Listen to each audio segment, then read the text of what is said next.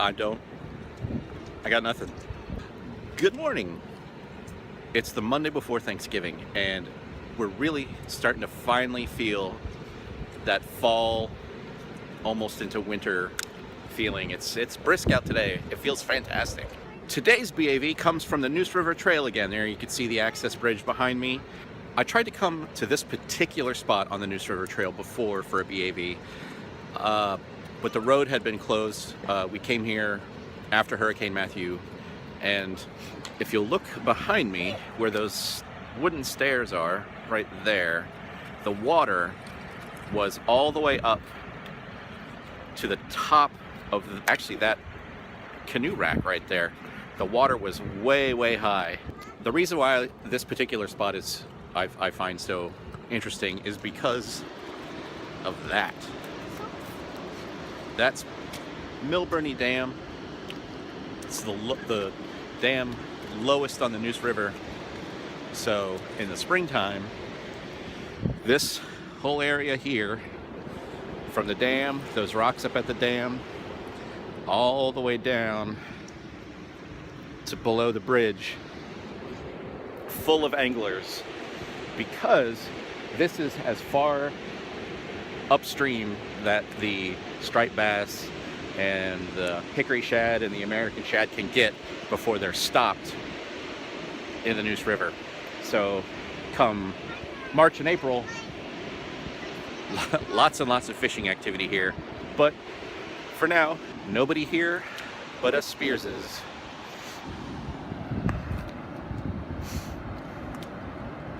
And of course, we're throwing rocks and sticks into the water. So thank you for joining us today, and let's go explore the area around Milburnie Dam. Boy, somebody really knows how to party.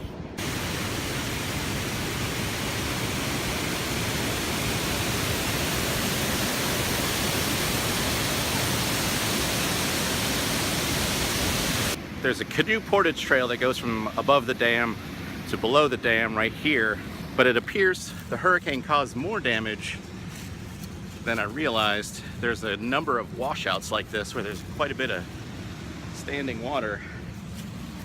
So we're trying to figure out how to keep going up the Portage Path here.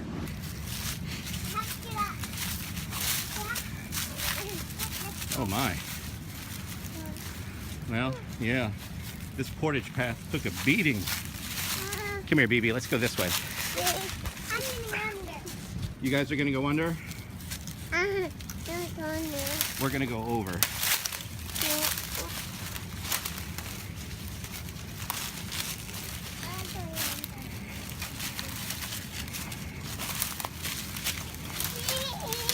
Nice work, Benny.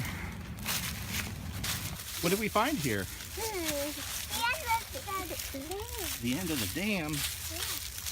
All right, we can't walk all the way out there because there's a great big river going over the top of it, so we got to go back along the trail, all right? But yep, there's where the dam goes into the side of the bank.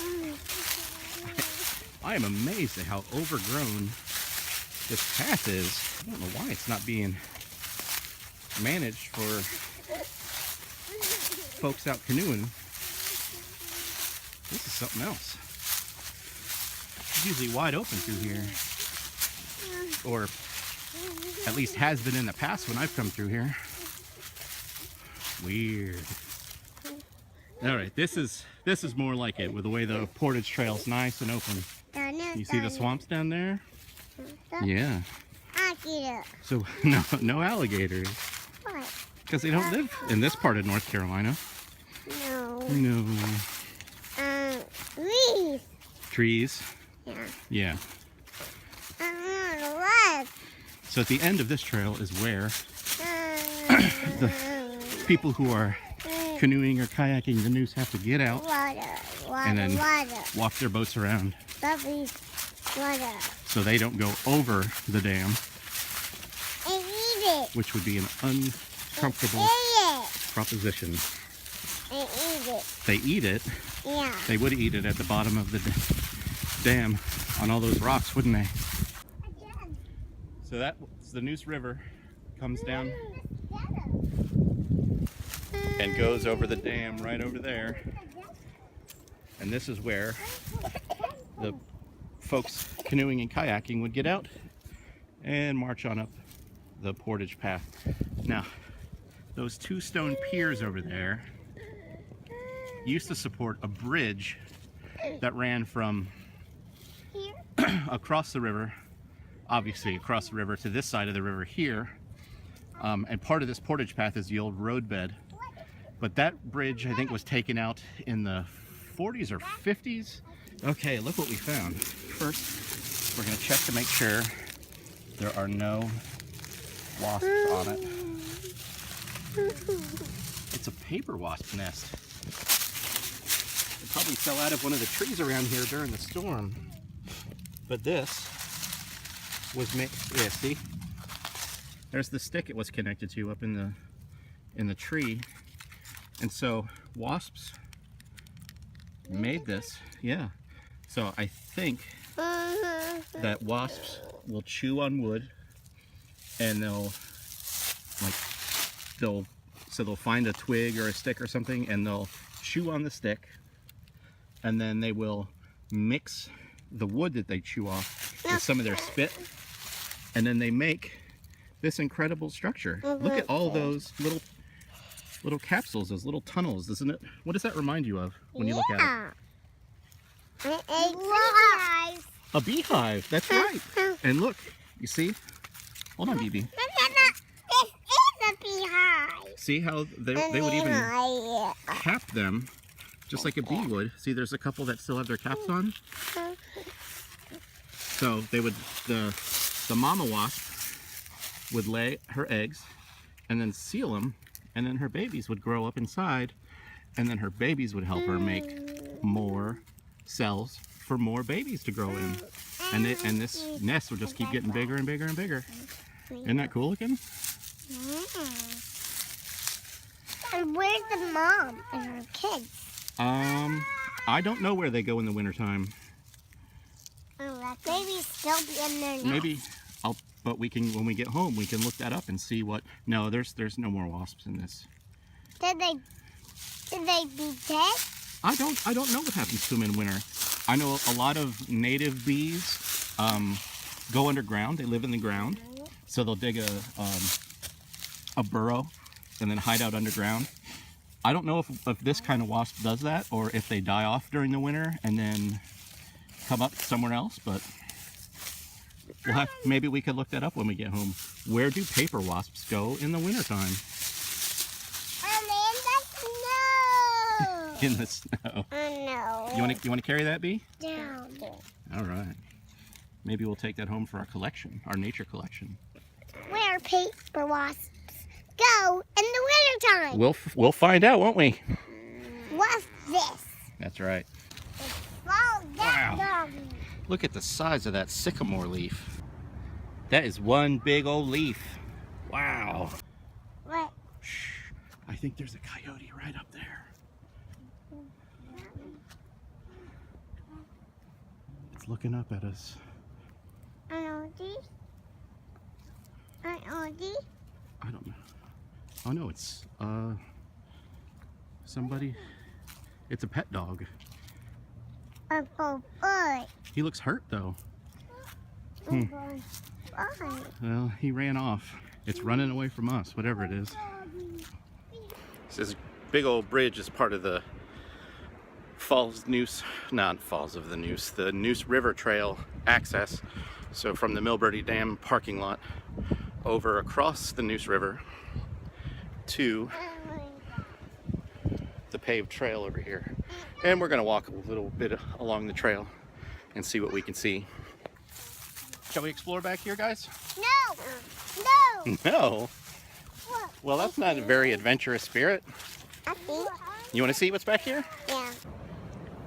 All right, we're behind the dam, above the dam again. On the other side, you can see down there the bridge to get the greenway. There's a great blue heron standing on top of the dam over there on that log. That's really cool. And I see a geyser. That's mist coming up from the water going over the dam and splashing on the rocks below it. can't tell if you can see that on the screen. It's a lot of glare. Whoops. There's a lot of glare. I'll stay in the grass so nobody can see me. You can use the grass as a bird blind, so the birds can't see you while you're watching them.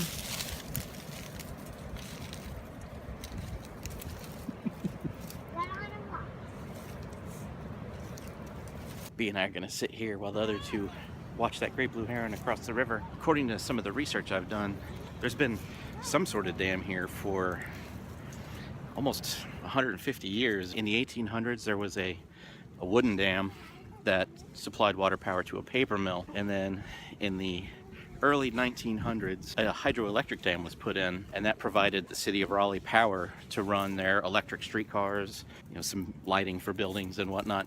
There were old rails down Fayetteville Street at one point. I think when they were redoing the mall down there to reopen the street, they had some of their progress was slowed because they came across old rails under the brick and had to cut them out, and I don't think they were prepared for that. After the hydroelectric dam, I think after the streetcars were done being used in Raleigh, they switched the dam over to a grist mill, so it ground grain here. And then in the 1980s, another hydroelectric dam was built here, and that only operated sporadically for about a decade. And ever since the early 1990s, it's just been sort of impounding water here behind us, creating some off-stream habitats, swamp habitats and things like that. This isn't binoculars. You got some binoculars. Let me see your binoculars, Benny. Oh, nice. You looking at the heron with your binoculars? I said, see to that great blue heron. The city and the county and the Army Corps of Engineers and other interested parties are looking at eventually removing this dam to open up spawning habitats for the shad and the striped bass to go all the way up to Falls Dam, which is the headwaters of the Neuse River itself.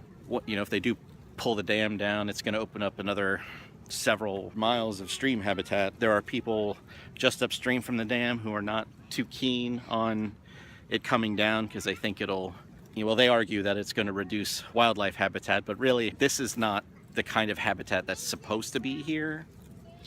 So yeah, it may take away some habitat, the big swampy type habitats, but it will restore the kind of habitats that are supposed to be here, the riparian habitats, the riverine habitats. So the the ecology of the area will be back to what it was, before humans started screwing around with it. So this is what remains of that 1980s power station. Steel building and its scaffolding right there. Here's the other side of the dam. You can see the tower there where the wires would have come out after power production. There you can still see the power cables kind of hanging down the side of the fence there, down into the base of the dam.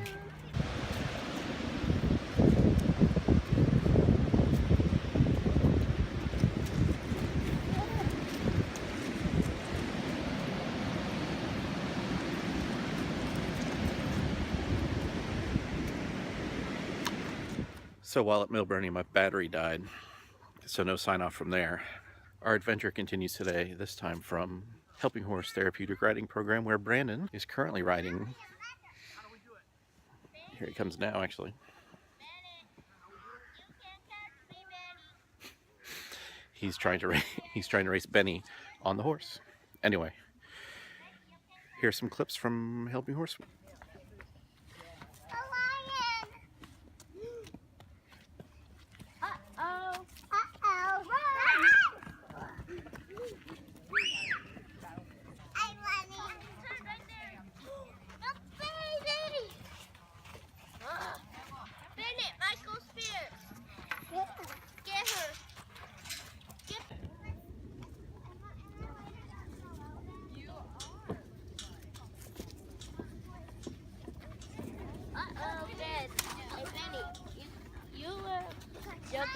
You can catch me.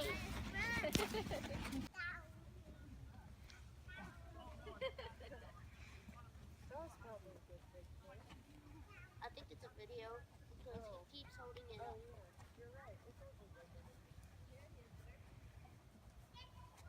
Over there, stove, and my little sister.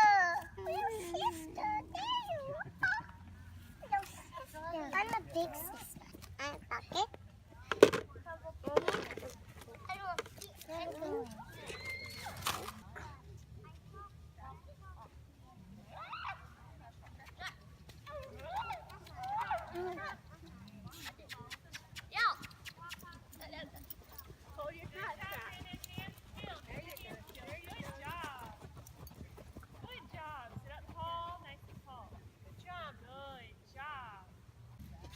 Walk on.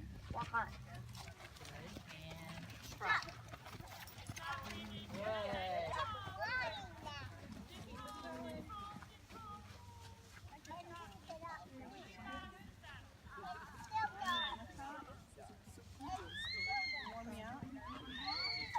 That was much better. Hey, thanks for joining us today on our exploration around Milburnie Dam and then at Brandon's riding lesson at Helping Horse. Like we always say, adventure is out there. No, we don't say that. Like we always say, you can find adventure anywhere, so get out there and find your own. And if you want to keep up with our adventures, make sure you hit that subscribe button. Thanks, and we'll see you next time.